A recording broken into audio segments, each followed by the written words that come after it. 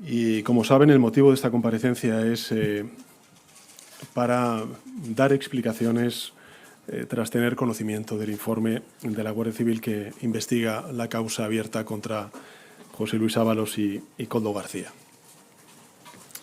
Y lo hago en primer lugar y ante todo para pedir perdón a la ciudadanía. Perdón y naturalmente y especialmente en esta sede, la sede del Partido Socialista Obrero Español, a los militantes y a los simpatizantes del Partido Socialista Obrero Español. Quiero pedir perdón porque hasta esta misma mañana yo estaba convencido de la integridad de Santos Cerdán. Bueno, ¿y ahora qué? Hay un amplio consenso, sí, sobre que Sánchez tendría que hacer, pues algo un poquito más contundente que pedir perdón y anunciar una auditoría externa. ¿Hará algo Sánchez o intentará continuar en la Moncloa? ¿Qué sabe nadie? Bueno, si decide apostar por no hacer prácticamente nada e intentar aguantar hasta 2027, lo cierto es que tiene la Constitución de su lado. Según la Carta Magna, solamente hay 4 vías para que un presidente del gobierno deje de serlo: la incapacidad o fallecimiento, la moción de censura, la moción de confianza o la convocatoria electoral. A pesar de la tristeza, la salud de Pedro Sánchez parece muy robusta, así que aunque la parca nunca avisa, vamos a descartar la primera vía, el fallecimiento o la incapacidad. Para la moción de censura, la segunda, solamente el PP tiene diputados suficientes para presentarla. Los 33 diputados de Vox se quedan por debajo de los 35 que fija la norma como la cantidad mínima. Y Feijóo, de momento parece que no quiere presentar la moción de censura. Las 2 vías restantes, la moción de confianza y la convocatoria electoral anticipada, solamente pueden producirse a iniciativa del presidente del gobierno y, por lo tanto, están en la mano de Pedro Triste Sánchez. Aunque una gran parte de los opinadores de la progresía mediática están intentando poner el foco en los partidos que apoyaron la investidura de Sánchez y no paran de repetir que la continuidad de la legislatura depende de ellos, lo cierto es que la Constitución dice todo lo contrario. El único que puede poner fin a la legislatura en estos momentos es Pedro Sánchez. Es más, puede hacerlo incluso aunque pierda todas las votaciones en el Congreso de los Diputados. De hecho, el propio Sánchez ha dicho públicamente que, quiere seguir gobernando con o sin el apoyo del Legislativo y nunca ha señalado como algo problemático el hecho de no tener ni siquiera presupuestos generales del Estado. Así que ni Podemos, ni Junts, ni ningún otro partido puede poner fin a la legislatura. Solamente puede hacerlo el presidente del gobierno. Es normal que sus opinadores afines intenten poner el foco en otros para así quitarle responsabilidad, pero mienten como bellacos. Dicho esto, yo creo que es importante analizar a quién le interesa realmente que se convocaran elecciones anticipadas en este momento para así poder comprender un poquito mejor los movimientos partidistas de cada uno y también los discursos de los distintos altavoces mediáticos. Como es obvio, y empezando por la parte fácil, al PP y a Vox, claro que les interesa, por supuesto, que haya elecciones generales. El motivo es obvio, no hay ni una sola encuesta, excepto el CIS de Tezanos, que no diga que tienen en estos momentos mayoría para formar gobierno. Seguimos con lo fácil. Al PNV, obviamente, no le interesa una repetición electoral exactamente por el mismo motivo, ya que un gobierno del PP y de Vox recortaría el autogobierno en Euskadi, en el que los yetzales pasan buena parte de su poder político. A Junts tampoco le interesa que España vaya a las urnas antes de 2027. Primero, porque en estos momentos sus perspectivas electorales se han visto algo mermadas por la emergencia de un PSC fuerte con illa, y segundo, porque un gobierno del PP y Vox movería todas las palancas necesarias para perjudicar las perspectivas judiciales de Puigdemont y el resto de sus líderes. A Esquerra Republicana de Cataluña le ocurre algo muy similar, con el añadido de que sus perspectivas electorales actuales son todavía peores que las de Junts. De los partidos, de todos los partidos que apoyaron la investidura, a quienes menos les conviene de todo una repetición electoral es a los partidos que forman Sumar. En primer lugar, porque perderían los ministerios que ahora ostentan y con ellos la visibilidad mediática y los recursos humanos y económicos que aportan, pero sobre todo porque todos los partidos de Sumar saben perfectamente que sus perspectivas electorales se encuentran tan devastadas que ni siquiera sería posible volver a firmar la coalición. Si hubiera repetición electoral, Sumar se desmembraría definitivamente. El núcleo en torno a Yolanda Díaz, el partido llamado Movimiento Sumar, seguramente desaparecería y los diferentes componentes territoriales se presentarían cada uno por sí mismo en sus correspondientes ámbitos autonómicos. Si hay elecciones anticipadas, el experimento Sumar, a mi juicio, se termina y eso es lo que explica que sus diferentes partes insistan salvajemente en defender con uñas y dientes la continuidad del gobierno, aunque éste se haya comprometido con el mayor gasto militar en la historia de España, aunque no haya hecho nada para resolver el problema de la vivienda, aunque siga colaborando militarmente con el genocidio en Gaza y ahora, por si todo eso fuera poco, pues haya sido golpeado por un grave caso de corrupción. Por el contrario, y desde un punto de vista exclusivamente de interés electoral, a Podemos tampoco le conviene que haya elecciones generales pronto.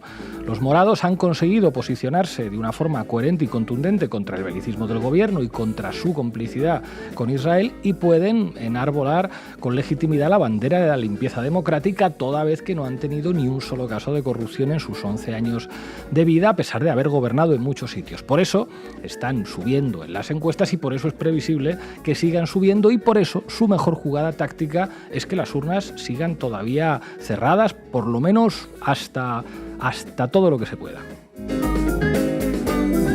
Bueno, estas son las preferencias más obvias de cada uno de los partidos que apoyaron la investidura de Pedro Sánchez respecto a la posibilidad de una convocatoria electoral inmediata. Sin embargo, y como ya decimos, no está en la mano de ninguno de estos actores forzar una cosa o la contraria. Solamente Pedro Sánchez o el PSOE, forzando a Pedro Sánchez por la vía interna, tiene capacidad constitucional de apretar el botón rojo o no apretarlo. Por eso, la pregunta más importante de todas es si interesa o no al PSOE que haya elecciones pronto, y la respuesta es a lo mejor sí. Aunque esto pueda resultar contraintuitivo, en realidad solamente lo parece porque niega el falso consenso mediático con el que se nos bombardea día y noche. Es absolutamente evidente que el PSOE en estos momentos está en la UCI y que a medida que vayan pasando los meses la situación no tiene por qué mejorar, sino que puede empeorar. Por lo tanto, a lo mejor el mejor momento para presentarse a las elecciones para Pedro Sánchez es ahora. Si dejan pasar el tiempo, sus resultados podrían ser aún peores. De hecho, eso es exactamente lo que están diciendo algunos de sus simpáticos varones y hay muchas voces dentro del partido que en fuentes anónimas le cuentan esto a los medios de comunicación. Si en los próximos días el presidente del gobierno disuelve las Cortes y lleva al país a las urnas, es importante tener en cuenta todo esto porque los principales cañones mediáticos dispararán entonces sus baterías de opinión sincronizada diciendo que el PSOE no quería y que sus socios le han obligado. Mentira. Sus socios no tienen forma de obligarle, no les interesa y al PSOE quizá sí que le convenga que pueda haber elecciones. Hoy hablamos de corrupción. Bienvenidos y bienvenidas a La Base. La Base.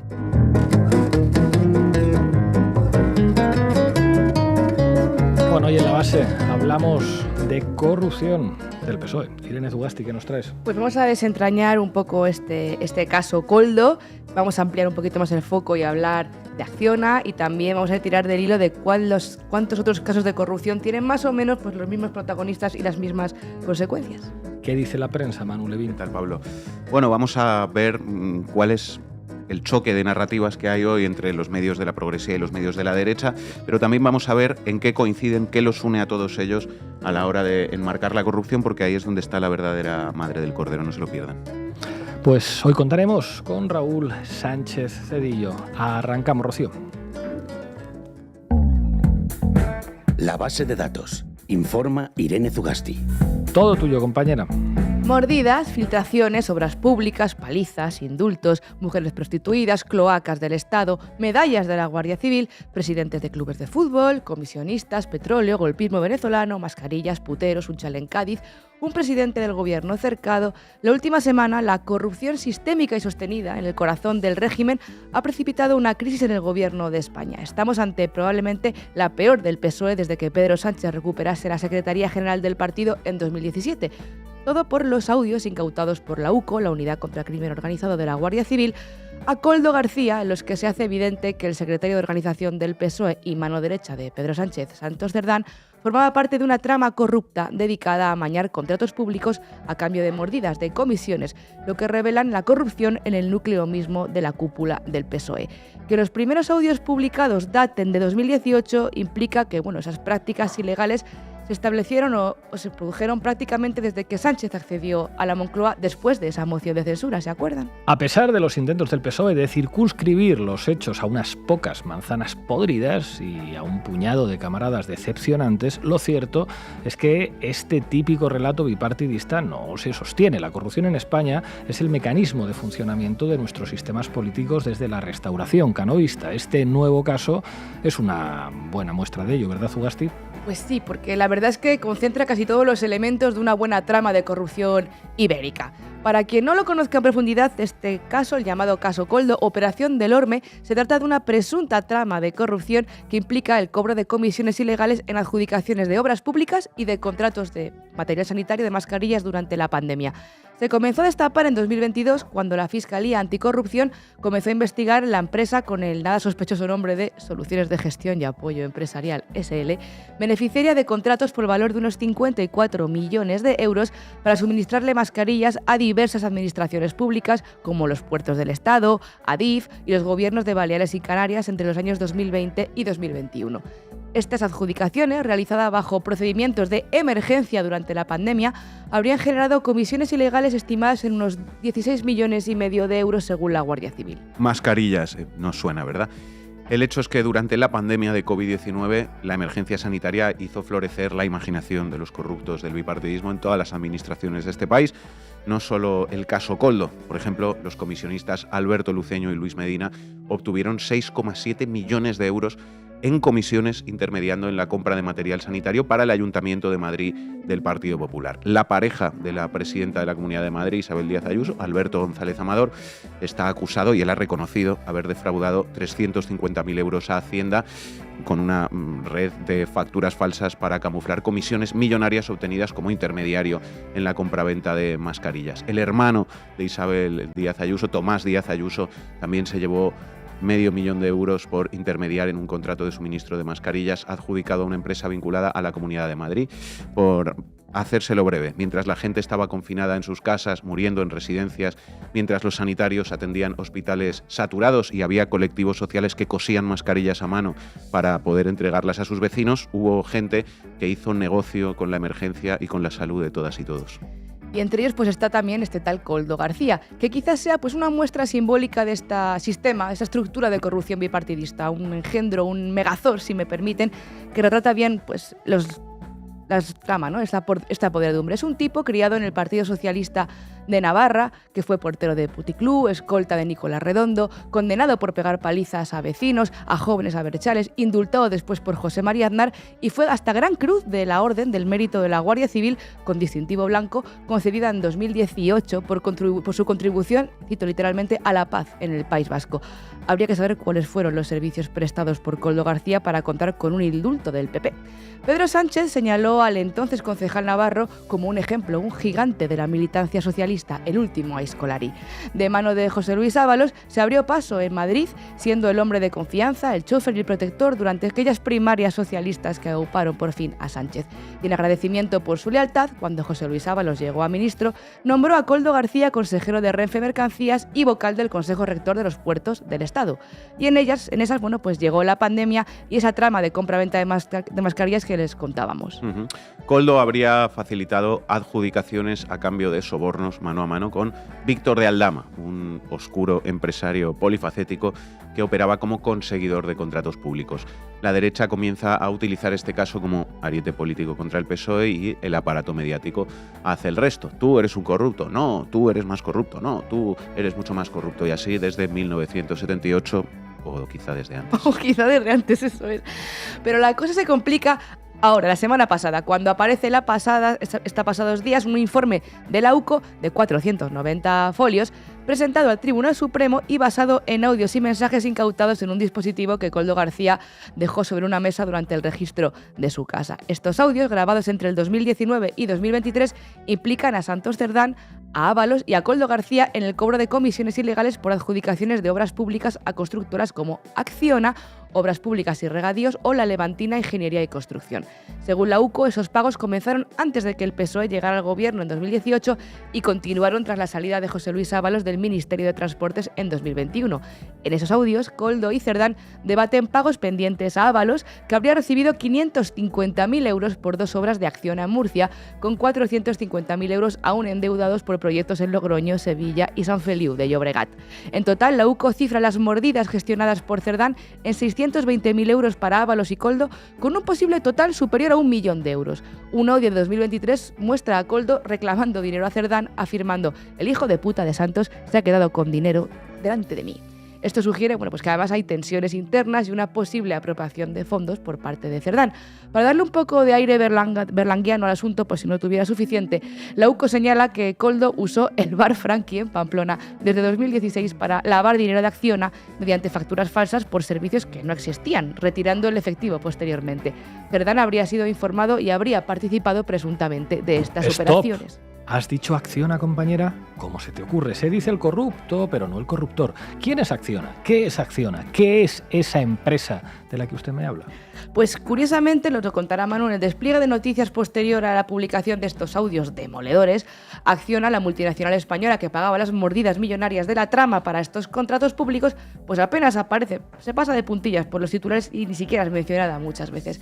En Diario Red sí que hemos dado buena cuenta de quién es la empresa, que gobierne quien gobierne, siempre gana. Nuestro compañero Fonsi Loaiza lo cuenta brillantemente en una pieza. Acciona lleva 30 años amañando contratos en España, o quizá desde antes, como decía Manu. De hecho, se acaba de llevar la adjudicación millonaria de la joya de la corona de los pelotazos, que va a ser ese premio de Fórmula 1 en Madrid con Ayuso del Partido Popular por medio. 83 millones, que se va a llevar junto a una empresa francesa.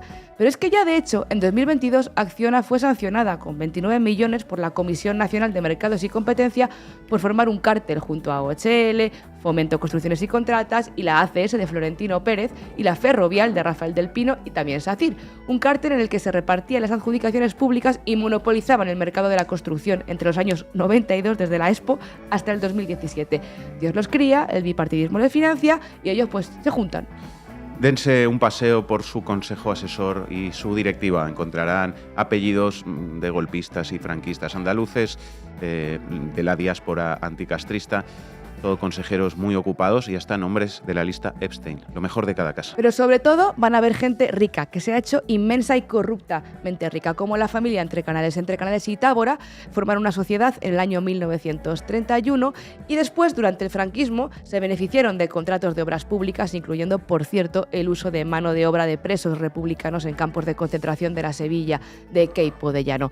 Poco ha cambiado desde entonces, quizá, bueno, sí, el nombre, Acciona, que pasó de ser Entre Canales a Acciona a finales de los 90, pero se mantiene esa misma estructura caciquil para los negocios de la dictadura que con Franco, pues el mismo que había con Franco y cuando celebraba esas monterías en el Pardo, ¿no? Cambian monterías por elefantes. El emérito Borbón les abrió las puertas y los contratos públicos en los foros empresariales de Arabia Saudita o de Marruecos, y los Entrecanales aparecen también, por ejemplo, en los Malta Files, que revelaban paraísos fiscales en esa isla. Además, los Entrecanales son un linaje que ha hecho muy buenas bodas, como se han casado, por ejemplo, con los señoritos jerezanos de los Domecq, que es una aristocracia franquista del sur de Andalucía, o los primos, o la familia Primo de Rivera. Su presidente, José Manuel Entrecanales, de hecho, fue quien pidió a los empresarios que se incorporasen a la vida política cuando apareció Podemos, y además también fue un entusiasta apoyo de Ciudadanos y en concreto de la figura de Albert Rivera. Nuestro compañero Román Cuesta y nuestra compañera Arena Rivas también han tirado del hilo, ¿verdad, Ugasti? Sí, también se han atrevido a hablar de Acciona. Así, Román desentraña la trama empresarial navarra en el informe, en concreto la relación que desde 2015 mantenía Koldo García con uno de los directivos de Acciona, un tal Fernando Agustín Merino Vera, que era responsable en Navarra, y cómo estos, con la colaboración de otros cargos del Partido Socialista en la región, habrían participado de hechos presuntamente delictivos al amañar adjudicaciones para ese Ministerio de Transportes y Movilidad Sostenible. Por su parte, Are nos recuerda también que además, ya en 2018, la promotora Acciona se convertía en la primera empresa del IBEX 35 en admitir vínculos con la corrupción tras reconocer que se había saqueado una empresa pública zaragozana en el marco del caso Plaza, con un desfalco de 147 millones de euros que Acciona tuvo que devolver en indemnizaciones a esa comunidad autónoma. Pero si esos vínculos con la corrupción son evidentes, ¿por qué se les permite seguir siendo contratistas del sector público? ¿Por qué pueden seguir concursando a los contratos públicos y recibir esas adjudicaciones? Pues mira que me he empollado la ley de contrato del sector público muchas veces, Pablo, pero no te sé contestar. Por darte más razones, te recuerdo que las financiaciones en el caso de la Caja B, ¿no?, el caso Púnica, otra red de corrupción política y empresarial, se supo que entre canales, el presidente de Acciona que les contábamos, habría entregado 60.000 euros al Partido Popular. Y otro detalle curioso, Acciona junto con Ferrovial encargó la tuneladora Dulcinea para las obras del túnel de la M30 en Madrid antes de que se les adjudicara oficialmente el contrato. Cualquiera diría que tenían información privilegiada, la compraron en junio y el contrato se adjudicó en agosto. ¿Qué cosas? O mucha confianza en sí mismos, quizás. Y permitidme que haga otro inciso, porque esta trama Koldo también está relacionada con empresas de clubes de alterne administradas por los empresarios socios de este en Guipúzcoa, donde podría haberse lavado dinero de estas comisiones con Acciona. Es más, las conversaciones filtradas sobre prostitución y mujeres son una constante en esta trama. Así que, lejos de hacer chistes con ello, donde hay corrupción y dinero, hay puteros, porque donde hay poder hay explotadores sexuales y violadores de pago. El caso es que en esta trama, tirando del hilo como estamos haciendo aquí, vemos que no es posible hablar de manzanitas podridas ni de corruptos puntuales, sino de una cultura de la corrupción estructural para saquear el dinero público y mantener el poder y el capital en las mismas manos que hace 20, 30 o 70 años. Una operativa como la de las tramas que les hemos contado no podría ser solo cosa de un pequeñito grupo de personas, sino que implica a muchos cargos públicos, cargos relevantes de los partidos y un empresariado dispuesto a corromper y a violar las reglas del juego, en este caso la contratación pública. También hacen falta, claro, pues jueces que no tiren demasiado de la manta y periodistas que no señalen la naturaleza estructural de todo esto, sino que hagan, digamos, pues un control de daños. De momento, el desenlace de todo esto es que todo sigue igual. Pedro Sánchez ha pedido perdón públicamente, ha negado el conocimiento de la trama, no se enteró de nada y descartó elecciones anunciando en su lugar una auditoría externa de las cuentas del PSOE y una reestructuración del partido. Veremos en qué consiste todo eso. Hace unas horas, tras la ejecutiva del PSOE, Sánchez volvía a aparecer anunciando un cambio en la Secretaría de Organización del partido, claro. Pero ya saben, el problema no es Koldo, ni Púnica, ni Gürtel, ni Eres, ni las cajas B. En 2014 apareció una alternativa política que señaló e impugnó esa estructura económica española que permite a los multimillonarios saquear rentas y riqueza de forma brutal a la clase trabajadora. Una alternativa que sacó a la corrupción de las alcantarillas para exponerla con nombres y apellidos a plena luz del día. Ya saben la historia, las cloacas policiales, judiciales y mediáticas no podían permitirlo y fueron con todo. Y hoy la historia rima y se repite. Ustedes y nosotros estábamos preocupados y ocupados por la salud y por tener acceso a hospitales y mascarillas, por el precio de los alquileres haciendo imposible vivir a tanta gente, preocupados por el genocidio en Gaza, por el rearme que recorta en derechos sociales y mientras tanto, bajo la vieja corrupción bipartidista, se ejecutaba otro saqueo de dinero público. Se trata de nuestro dinero, de su trabajo, de su bienestar, de sus derechos. Gracias, Ugasti. Porque a mí no me sirve de nada que ahora hablemos también de manzanas podridas en los corruptores. Porque vamos a pasar de decirlo del Partido Socialista y del Partido Popular a decirlo de una empresa. Yo creo que estamos en un momento en donde es evidente que los corruptores, que son empresas como Acciona, como Safir, como FCS, hay que llamarlos por su nombre, decir quiénes están involucrados y hay que prohibir contratación pública con esas empresas. Punto. Se acabó. Manu Levín, todo tuyo. Mencionar a Acciona en la televisión. qué cosas. Wow. Vamos, compañeros. Titulares al banquillo. El análisis mediático de Manu Levín. Duelo de relatos entre la derecha y la progresía mediática en la superficie, coincidencia en el fondo. Las dos alas del bipartidismo mediático español hoy tratan de poner en circulación narrativas sobre la megacorrupción en el PSOE, que son narrativas contrapuestas en muchos aspectos, lógicamente, ahora lo vemos un poco, en aspectos que no es que sean menores, ni mucho menos, pero que no dejan de ser parte de la espuma. Porque en el fondo, como digo, la forma de enmarcar la corrupción por parte de ambas patas del poder mediático del Reino de España es exactamente la misma.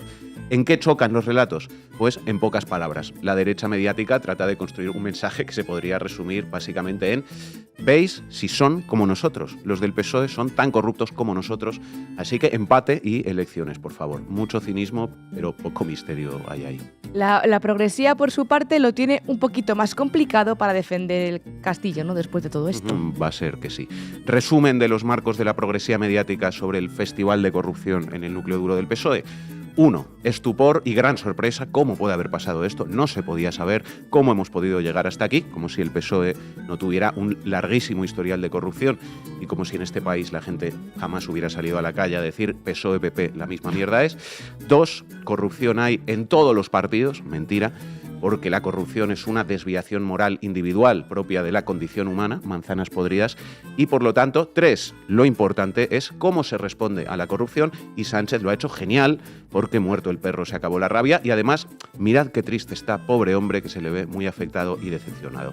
4, la corrupción como un problema para el PSOE, golpe al PSOE, daño al PSOE, crisis para el PSOE, en lugar de como un problema para el país y para la gente, y sobre todo, 5º ingrediente. Está muy bien que os moleste que os roben en la cara, gente, pero mejor no protestéis tanto, porque PP y Vox, mejor que te robe el PSOE, a que gobierne la derecha, así que asúmanlo, cállense, circulen y en las elecciones voten PSOE. Cualquiera de estas 5 ideas pues daría para dedicarle hoy la sección completa, claro.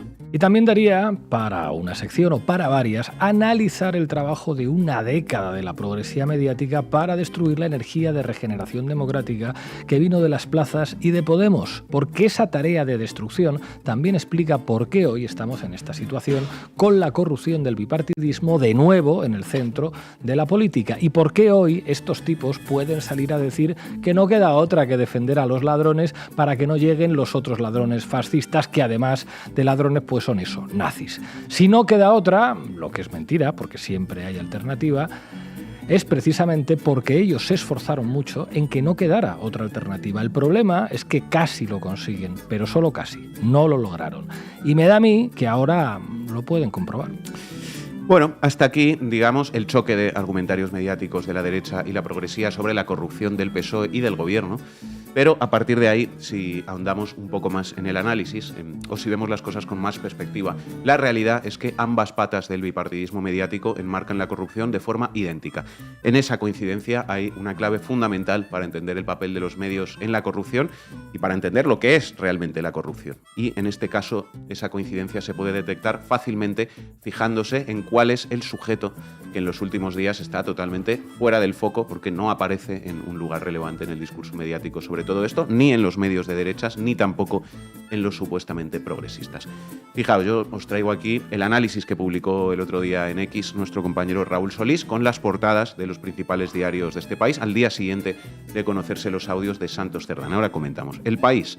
La corrupción derriba a Cerdán y Sánchez pide perdón. Foto de Sánchez muy apesadumbrado. El marco es el PSOE y Sánchez como víctimas de la corrupción. El mejor resumen de esto lo hizo la cuenta andaluza de X Malacara. ¿Habrá alguna responsabilidad política? ¿Le parece poco la pena que yo tengo? Grande Malacara. Seguimos. Derecha mediática. ABC. Corrupción y pucherazo. Sánchez se declara víctima y se atrinchera. Ni elecciones, ni crisis de gobierno, ni moción. El Mundo. El informe Cerdán destapa una trama criminal en los 11 años de Sánchez. Sánchez no asume responsabilidades y rechaza ir a elecciones. Un par de ejemplos más. El Español. La UCO aporta más indicios de que Sánchez tapó la organización criminal de Ábalos y Santos Cerdán. La Razón.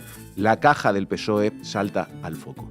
Pues, ok, aparecen Santos Cerdán, Koldo, Ábalos, PSOE, Sánchez como el gran protagonista, el marco aquí es el atrincheramiento del presidente y la exigencia de elecciones, Pero os pregunto, ¿qué sujeto protagonista de este escándalo de corrupción no aparece en ninguna de estas portadas de la prensa española, tanto progresista como conservadora? Pues la respuesta es evidente, amigos, amigas y amigues. Acciona, la constructora que se compró con comisiones a los corruptos del PSOE para obtener obras públicas. Ni rastro del nombre Acciona o Entre Canales en las portadas. Acojonante. Acojonante. Y es que esta es la clave de todo. La caja del PSOE salta al foco, decía La Razón, y vaya que sí, pero lo que nunca salta al foco cuando los medios de comunicación hablan de corrupción son los corruptores, las grandes empresas del IBEX como Acciona, que son las que realmente se benefician de la corrupción. El corrupto se beneficia porque se lleva unas migajas, que pueden ser suculentas, pero que no dejan de ser migajas, el chocolate del loro. Quien se beneficia de verdad son las grandes compañías que cooptan el interés general y ponen al Estado a trabajar para sus intereses particulares. Esa es la clave de todo, porque la corrupción no es una desviación moral individual, es una estructura, es un sistema que organiza el poder en el capitalismo y que sirve pues, para que los grandes capitalistas se compren la voluntad popular y pongan a las instituciones a funcionar para ellos, para sus intereses. Y Manu, ¿no será que ningún periódico, desde El País hasta el ABC, habla de las grandes empresas corruptoras? ¿Por qué las grandes empresas corruptoras no solo tienen comprados a los partidos, sino también a los medios de comunicación? Que son de alguna manera los verdaderos partidos políticos en esta época, ¿no? Pues va a ser eso, compañera, o no sé. Yo os traigo aquí 3 cositas y ya pues vosotros saquéis conclusiones. Primera, España, 28 de octubre de 2005. Noticia en El País. Acciona marca un hito en la publicidad mundial. Hoy es el único anunciante en los 3 principales diarios de información general y económica. ¿Se imagina cuánto puede costar una publicidad en un periódico diario? Pues trate ahora de multiplicar ese coste por todas las páginas de los 3 principales diarios de información general y de los 3 de información económica de España. La empresa Acciona, pionera en desarrollo sostenible y energía renovable en España, ha hecho realidad el sueño de cualquier publicista y por primera vez en la historia, tanto dentro como fuera de nuestras fronteras, ha puesto en marcha esta ambiciosa campaña. Aunque no ha podido desvelar el gran secreto de la campaña, su coste, el director general de Acciona, Javier Mendizábal, sí que ha querido dejar claro que para su empresa no ha supuesto un gran esfuerzo económico esta ingente campaña publicitaria, pues únicamente han debido acumular la publicidad de 3 meses en solo un día. Y es que hoy, los lectores de El País, El Mundo, ABC, 5 Días, Expansión y La Gaceta de los Negocios solo encontrarán publicidad que les invita a soñar con un mundo donde los recursos naturales sean aprovechables como energía y donde el medio ambiente sea respetado. Todos con la firma de la misma empresa, todos pagados por la misma compañía, Acciona. El gran secreto de la campaña no es su coste para Acciona Calderilla, igual que las mordidas que pagó a los corruptos del PSOE. La clave es que esto es un mecanismo de las grandes compañías para comprarse a los medios de comunicación. ¿Pensáis que un medio de comunicación puede publicar informaciones críticas sobre grandes compañías, en este caso sobre el papel de Acciona en la corrupción en España, si dependen financieramente de esas mismas compañías? Acciona, pionera en desarrollo sostenible y energía renovable en España, sueña con un mundo mejor donde los recursos naturales sean aprovechables como energía y donde el medio ambiente sea respetado, decía El País. Claro, este es el discurso sobre Acciona en los medios que dependen de su publicidad. ¿Cuál va a ser? Si no, quien paga la orquesta elige la música y ya, pues si le organizas encuentros y juergas a la orquesta, pues más todavía. Segunda cosita que os traía. El País, 20 de octubre de 2024. Las finanzas se visten de verde. El País y Acciona celebran un encuentro en el que diversos expertos analizan el futuro de los préstamos destinados a proyectos vinculados con la sostenibilidad. El futuro de las finanzas se tiñe de verde. Afrontar el cambio climático y avanzar hacia una economía neutra en carbono requiere la movilización de una ingente cantidad de recursos. Se trata de abandonar el capitalismo basado en los combustibles fósiles y abrazar un nuevo modelo cimentado en las energías renovables. El viraje no es sencillo ni tampoco barato, pero hoy los beneficios empresariales, decía El País, podrían salvar al mundo, porque al borde del abismo medioambiental y social, los inversores y también los gobiernos han caído en la cuenta de que es posible ganar dinero sin tener que dañar el planeta. Durante su intervención en el encuentro Finanzas Sostenibles, celebrado el pasado jueves y organizado por El País y Acciona, Carlos Cuerpo, ministro de Economía, Comercio y Empresa, mencionó que el valor total de este mercado ya supera los 7 billones de dólares a escala global. Un encuentro organizado conjuntamente por Acciona y El País con presencia directa del gobierno a través de nada más y nada menos que el ministro de Economía. Una reunión más importante para entender cómo funciona la corrupción de las reuniones que tenían Ábalos, Koldo y Cerdán. Grandes empresas del IBEX, políticos comprados y medios de comunicación comprados. El triángulo de las Bermudas de la corrupción. Y el partido puede ser el PP o puede ser el PSOE, y el medio puede ser El País o puede ser ABC. Encuentro ABC Acciona. La importancia del agua. Se cuida lo que se valora y se valora lo que se conoce. El encuentro de ABC y Acciona subrayó la importancia de la información sobre el ciclo del agua. La información sobre el ciclo de la corrupción, ya sí, eso para otro día, claro, porque ese es el resultado de todo esto. Comprarse a los medios vía publicidad y vía eventos de mamoneo o en champán y canapé. Corrupción legal, como las puertas giratorias, vamos. Corrupción legal que pone a quienes tendrían que garantizar el derecho a la información al servicio de grandes intereses particulares. Pero no son solo anuncios y encuentros. Tercera cosita que os traigo, acabamos con esto. Os presento, compañeros, a estos dos simpáticos consejeros del Grupo Prisa. Don Rosauro Varo Rodríguez, vicepresidente del Consejo de Administración, vocal de la Comisión Delegada y vocal de la Comisión de Nombramientos, Retribuciones y Gobierno Corporativo del Grupo Prisa. Quédense con su nombre. Siguiente simpática consejera que os presento, doña Teresa Quirós Álvarez, vocal del Consejo de Administración del Grupo Prisa, vocal de la Comisión Delegada, presidenta de la Comisión Auditoría, Riesgo y Cumplimiento y vocal de la Comisión de Sostenibilidad del Grupo Prisa, propietario de la SER y El País. Ok, ahora os presento a estos dos simpáticos consejeros de Acciona, don Rosauro Varo Rodríguez.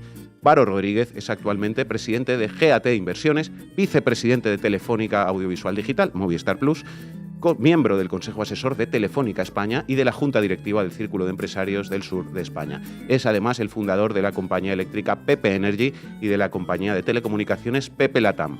Ha sido vicepresidente de la empresa de telecomunicaciones Pepefon y miembro de varios consejos de administración, entre ellos el León del Español Publicaciones S.A., editor del periódico El Español y del portal financiero Invertia. En Latinoamérica, como presidente de GAT Inversiones, ha fomentado el desarrollo empresarial del grupo en México y como vicepresidente de Prisa ha participado en la estrategia de la empresa educativa líder en Latinoamérica a través de Santillana.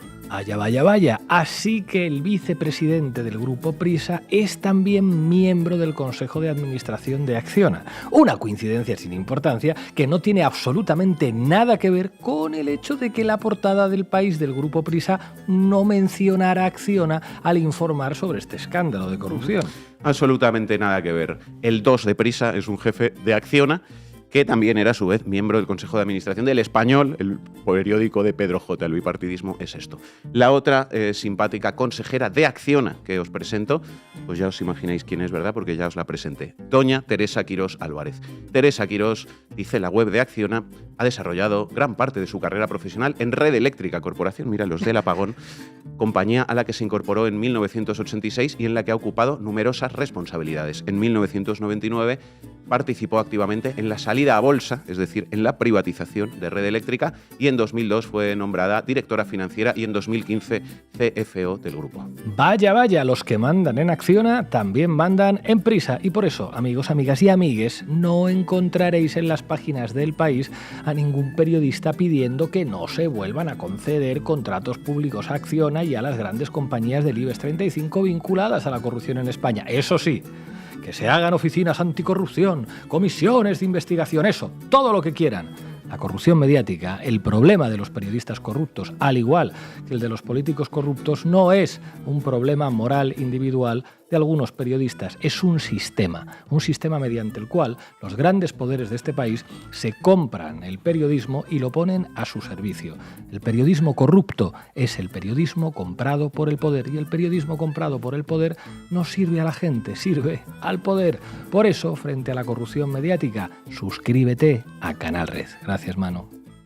Ahora, eso también implica ver lo que es el Partido Socialista y lo que es un gobierno cuando solamente manda el Partido Socialista, que muchas veces es muy indistinguible del PP, que es rearme, que es que no toman las medidas para que en este país las casas sean para vivir y para que la gente pueda pagar un alquiler digno, que siguen hoy, a día de hoy, comprando y vendiendo armas a Israel y permitiendo el tránsito de las armas con las que Israel asesina y que además, pues como vemos, tienen también esos casos de corrupción que demuestran que la corrupción es una forma de gobierno del bipartidismo. Hoy, como decía, nos acompaña Raúl Sánchez Cedillo. Raúl, muchísimas gracias por estar aquí. ¿Cómo lo ves? ¿Qué consecuencias puede tener esto que estamos viviendo en estas horas? Son muchas y demasiadas para calcular. Lo que está claro es que el ciclo Sánchez ha terminado absolutamente. Entonces nos abocamos a un Hablabais antes de la posibilidad de anticipadas o de aguantar. Yo pienso que van a aguantar porque es imposible que recupere un liderazgo sólido en una circunstancia en la que ha perdido básicamente el baluarte ético. Tú no puedes gobernar porque eres muy listo o porque tienes mucha baraca. Tienes que gobernar porque tienes un proyecto y ese proyecto se ha hundido absolutamente en su verosimilitud, ¿no? Realmente la ambición de Sánchez estaba vinculada a que soy capaz de todo, incluso a dar un giro a la izquierda.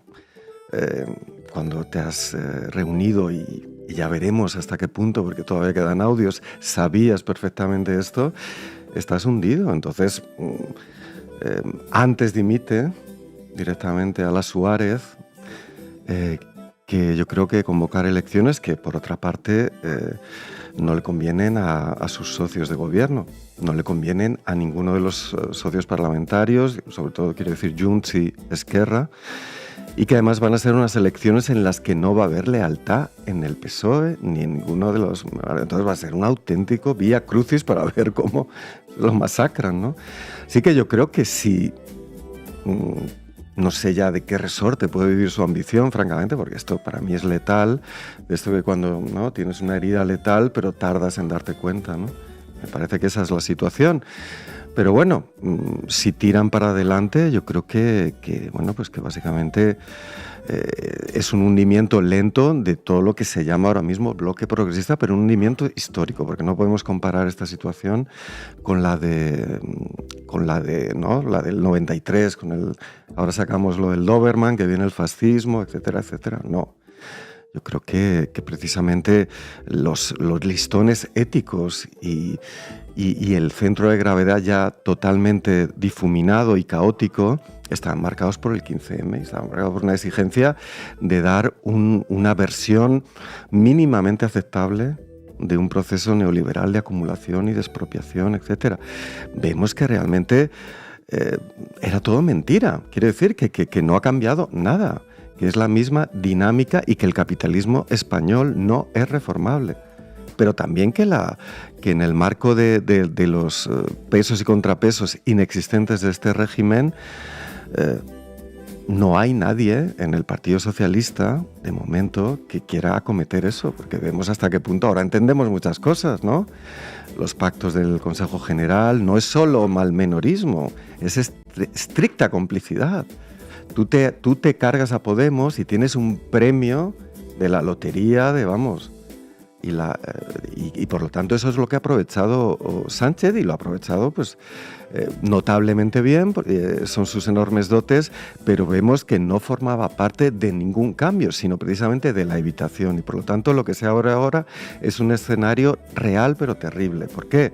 Porque precisamente se ha hecho todo lo posible para desprestigiar, para masacrar, para meter en la cárcel, pero sobre todo para destruir una narrativa que era la de que en este país podían cambiar las cosas en un sentido democrático, republicano y sobre todo, digamos, de puesta de la economía, es decir, del poder postdictatorial sobre la economía que sigue ahí presente, como habéis dicho, al servicio de las mayorías. Para eso necesitamos ya otro proceso, ¿no? Y ese proceso, cuanto antes lo declaremos y ocupemos el espacio público con nuevos aliados, porque esta mañana hablábamos de qué le vas a contar tú del 15M a la nueva generación.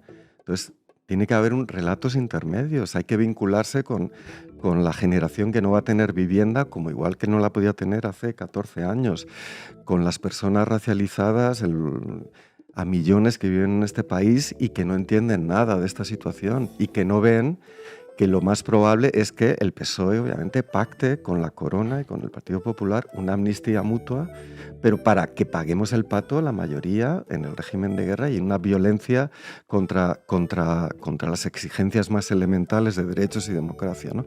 Entonces yo creo que es una partida política súper interesante, terrible, pero en la que hay que ir con todo, estableciendo un puente entre el pasado, el presente y lo que viene, ¿no? Y yo creo que ahí tiene que entrar en juego una nueva generación política y sellar esa alianza. Raúl Sánchez Cedillo, muchísimas gracias por atender a la base. Llegamos al final del programa. Recuerden hacerse socias y socios de Canal Red en apoya.canalred.tv o en el QR que aparece aquí en sus pantallas. Os vamos a dejar con un tema de escape que por desgracia suena muy actual. Ñapa es. Hasta mañana.